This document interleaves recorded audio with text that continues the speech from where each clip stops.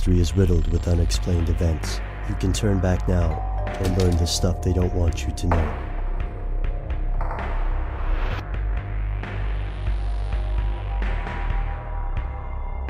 Here are the facts. A placebo may look like real medicine, but it isn't. Placebos are made of inert substances like sugar and used in clinical drug trials to prove the efficacy of a real drug. In clinical trials, one group of patients receives an experimental medicine and a second group receives a placebo.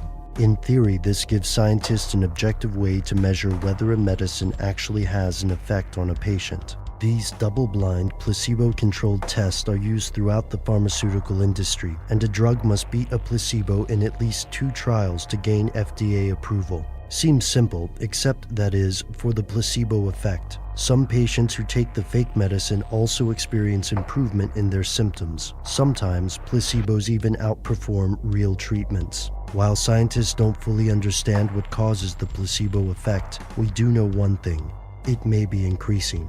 Here's where it gets crazy.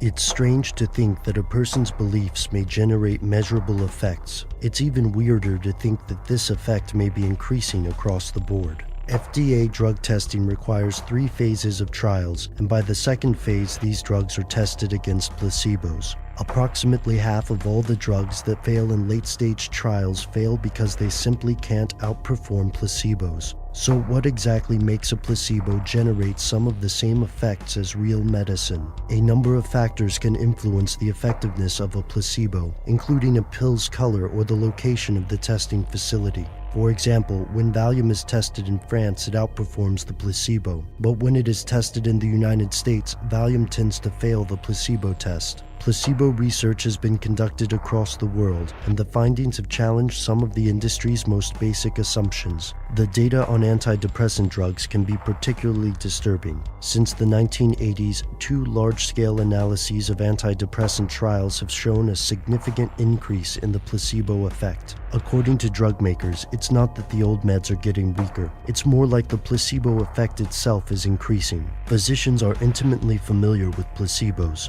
In a survey by the National Institutes of Health, half of the physicians surveyed admitted that they've treated patients with placebos. The implications of the placebo effect are wide-reaching. Most immediately, it highlights how much we still have to learn about the relationship between a patient's mind and body. And there's still the possibility that an unknown variable could generate this perceived rise in effectiveness. There's also no question that the placebo effect could spell trouble for drug makers. This apparent growth in the placebo effect could undermine the FDA's testing procedures, and it could also mean that some drugs currently on the market, if retested in different locations, might fail to outperform fake medicine.